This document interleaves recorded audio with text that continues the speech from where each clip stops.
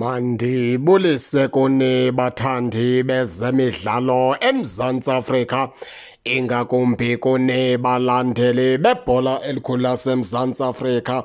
Baphulaphuli ke lapha ke maske sithethe malunga nale metshi yeKaizer Chiefs phaa izolo. Lifikile ixesha lokubana ke ndihlamahlongwane sike sishukuxe imeko yeKaizer Chiefs baphulaphuli, ngoba ke ikusingathi thande ukweqa elikaphungela ilitye. Masenze kanje ke baphulaphuli ke nje umzekelo, iKaizer Chiefs ibifudula iqhuba kakuhle kwiigame zokuqala xa kuvulwa le season. Uba andiphazami, umqeqeshi wayesenguNazarethin Nabi ngelo xesha. Wayebanikeza umkhombandlela abaqeqeshi bakhe. Xesikweni ke uMr Nabi wayesahoya unkosikazi wakhe kwiigame zokuqala. Abantu abanintsi ke bathatha ngokubana isenoba ngaba baqeqeshi aba bazisenotshintsho. iKaizer Chiefs mayingabe samthatha uMr Nabi, mayiseyimchitha iqhubeleke naba baqeqeshi. Kodwa ke ndaloko ndiqhubeleka rhoqo ndibakhumbuza abantu ukuthi aba baqeqeshi ayingabo aba baseta iskimu, ayingabo aba batshintsha bazana ama-reserve xa kutshintshwa ii-players ebaleni. Ndade ndabenzela umzekelo ndathi jongani i-starting line-up isaqhubeleka nge-starting line-up sikaMr Nabi. I-starting line-up sikaMr Nabi uzawusibona ngokubana kubekho uWandile Duba kwi-starting line-up. Uzisanda okubana ke eso starting line-up eso sesikaMr Nabi. Kwalileke xa iKaizer Chiefs, imanagement eKaizer Chiefs ithatha isigqibo sokubana ke iyamkhupha uMr Nabi, yanikezelwa kubo aba bafana babini iKaizer Chiefs. Kwaqala kwakutshintshwa kangaphila bonakala uWandile Duba kwi-starting line-up. Kulapho ke ixelekho into yokubana yengoku akasekho uMr Nabi. Sebeyaqala ke ngoku bazenzele sabo i-starting line-up aba bafana babini. Aqala amehlande nyuka ke amagqithi-gqithi nenkalazo lokuthetha kwavela, ngoba bebehamba bekhubeka apha endleleni. Uyabona ke apho ndiyakhona ndiya kulo mdlalo wayizolo. Iyawuhlala icaca into yokubana ke ukhona umohluko phakathi komqeqeshi ne-assistant coach. Uyathanda awuthandi. iKaizer Chiefs iqeqeshwa zii-assistant coach zikaNabi. Loo nto leyo ke ngeke siyibaleke. Jonga umzekelo izolo, iKaizer Chiefs idrowa netim esemva edlwala izembe enjengeChippa elwelwa ukuphuma ezembeni. Itim ewina kayi-1 oko kuvulwe le season yakwazi ukujingxa ime kwiKaizer Chiefs. Ima ngoluphina uhlobo. Igame mayiqala baseta iskemu sabo kakuhle, ndiyavuma. Kodwa abasigqibanga ngendlela bekumele uba basenze ngayo iskemu sabo. Kunento ofuna si-understand abaphulaphuli ke xa si-analyza umdlalo. Yinto yokubana xa imatch iqala, umqeqeshi funeka abe nelihlo lokubona into yokubana ingaba nazo 11 iplay endizisetileyo zikule nto ndikuyo na ndingumqeqeshi kule game sikuyo namhlanje. Akhawuleze abone iplay out emetshini zisuka, ngoba abantu ababukele imetshi bakhawuleza umbona umdlali ongekho emetshini namhlanje, noba uqhele ukuba semetshini nakwezinye imetshi. Kodwa uyakhawuleza ukumbona umdlali ongekho emetshini ke namhlanje. Kubeka phi ngumqeqeshi uphakathi kwabadlali, uselayinini, ubakhwaza, ubamemeza, kanti lokolo xesha awukwazi ukubahlula abadlali umbone ukuthi lona umdlali lo akazi kundinikeza nto, u-out namhlanje. Icebo mandikhawuleze ndimdontse ndimphumze engakanzi amaphutha amaninzi, engakahlazeki, engakangcwalwa ngabalandeli, ngoba sendiyambona ukuthi u-out namhlanje. Ndikhawuleze ndifake umdlalo ozokwanda okubana ke andinikeze le nto ndiyifunayo.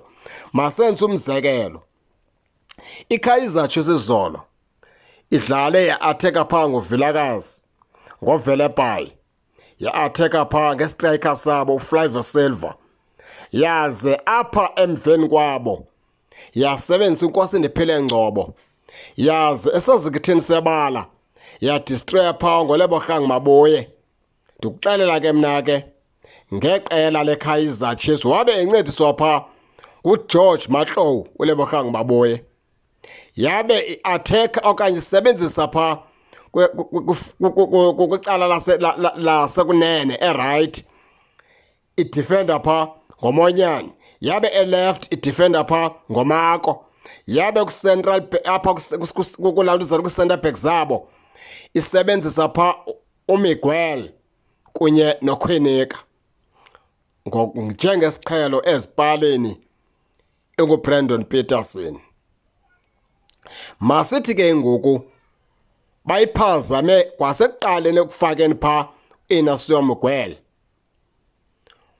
Ndicinga uba izihlandlo zithathu uMiguel phaa kulaa match esenza dume ngazo, efuna uba iKaizer Chiefs mayiluze laa match. Ngeenceba zikaThixo iKaizer Chiefs ayiluza ngalaa match, kodwa ezo zihlandlo zithathu zikaMiguel ngezenze iKaizer Chiefs yabe iphulukene ke nalaa match. Umbuzo nanku, ingaba na abakhowutsha beKaizer Chiefs baqhubeleka bedlalisa uMiguel kutheni na? Akuthiwa uMiguel babamxosha xa bengafuni ukumxosha. Kutheni na bake bamnikeza ithuba bamhlalise ebhentshini, akakwazi ubukela imatch njengabanye abadlali, akakwazi ufunda into yokubana ii-defenders zathe zadifenda zibukele zidifenda ngoluphi uhlobo ii-centre backs zathe zangena kwiKaizer Chiefs abe yena engaphandle uMiguel. Yaziwa ngabaqeqeshi bobabini into yokubana ke kutheni na beqhubeleka besebenzisa uMiguel. Sidlule ke lapho singene ekukhupheni kwabo. Bamkhuphele ntoni na uNkosindiphiile Ngcobo?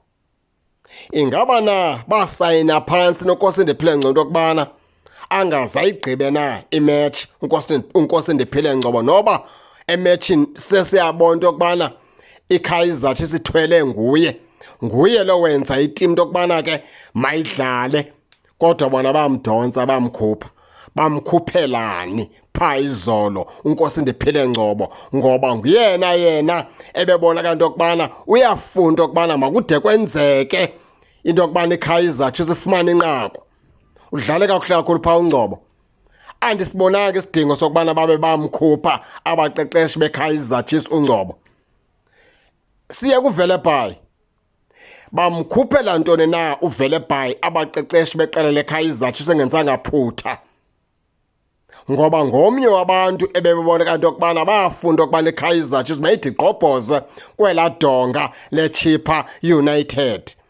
Bamkhupheleni bazofaka uPulemoti out of form. Okokuqala uqhele ukudlala kakuhle kakhulu uPulemoti, siqhele okanye iKaizer Chiefs siqhele ukuatheka ngaye uPulemoti, kodwa ngoku u-out of form uPulemoti. Akho sidingo sokubana bamnyanzele bamkhuphele ntoni na phaya uVelebhayi. Ngomnye umbuzo lowo ke obhekisa phaa kubaqeqeshi beqela leKaizer Chiefs. Sibuye sibhekise phaa kumfundo Vilakazi njengenkwenkwenyana esakhulayo.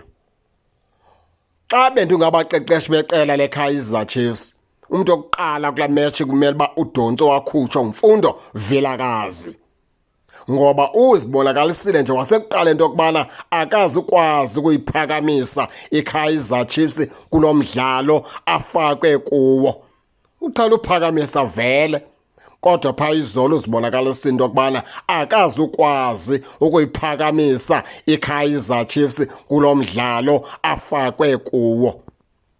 Endaweni lokubana badonse uNkosindiphiile Ngcobo, ngebedonse bakhupha umfundo Vilakazi, bafaka ke uMduduzi Shabalala. Hayi into yokubana bakhuphe uNkosindiphiile Ngcobo bakhuphe uVelebhayi abona abantu benza iKaizer Chiefs ukubana ke mayihlasele bencedisana noLebogang Mabuye kunye noGeorge Mahlowu kwesasisu. Uyabona ke iyaphi ke lento? Iya kulaa nto bandithi abona abantu benza iKaizer Chiefs lokubana iphulukwane no-3 points phayizolo ikwangabaqeqeshi babini. Iya kulaa nto ndithi ikusingathi amava ukuqeqesha iKaizer Chiefs abanawo ngoba babonakala njengabantu abangazazi ii-players ezi bazikhowutshayo nangendlela ezi zidlala ngayo. Awuvele usukume nje ungikhowusha usukudwandula ukukhupha iplayer xa unobuzi buyikhuphe le nto lingabe nawo sisizathu. Awukwazi ngoba ngokubakhupha uNkosiliphile Ngcobo apho angene khona efomini abonakala into yokubana uyafuna ngenene ukugqobhoza kwiChippa United. Bayamdonsa bona bambeka ngaphandle, bashiya iplayer engumfundo Vilakazi ebekumele bayikhuphe kwakude kudalo kwelabala ngoba umfundo Vilakazi ebebonakale nje sunto ukubana u-out emdlalweni. Bamgcineleni yiphi isizathu esibenza into yokubana babe bamgcinile umfundo Vilakazi kula match asaziwa. Andifuni ukuthetha ke ngechance yakhe umfana omncinci wayithola akakwazi ukuyisebenzisa experience embethileyo pha umfana omncane ngoba ke i-angle engezantsi njengomuntu okhaba ngenyawo lasebunxele ekangabhidiswa nayenye defend efuna ekuthiwa mhlawumbi ukhabe under pressure. Hayi kangabhidiswe pha, ubethwe ngamava pha umfundo Vilakazi ngoba esemncinci ngoba ibiplay endala leya ngezijonge zonke angle ezivulelekileyo yayibona into yokubana ugoalkeeper uvule i-angle ngezantsi yave ibetha kwelacala likhulu yangena ibhola ngoba umfundo Vilakazi angle bemvumela ngoba ulinxele ebezawulalela ngasekunene ithathe ibhola ibeke kwelacala kakuhle futhi ubethwe yi-experience kwelathuba umfundo Vilakazi. Ayikho enye into embethileyo kwelathuba yi-experience umntwana omncinci. Asinombeka tyala ke ngaloo nto, ityala salubeka kubaqeqeshi ebekumele babathe bamthatha bambeka ngaphandle kwa eli kula game ngoba kangabonakalise into yokubana angakwazi ukudlala kula game. Ndifuna ke baphulaphuli ke ningene ke nani ke nicacise ke zenu iziphenye nithe nazibona kulaa mdlalo weKaizer Chiefs pha izolo iqobisene pha neqela leChippa United yadropha ngo-0-0 bekumele uba ke ayidrowanga pha ngo-0-0.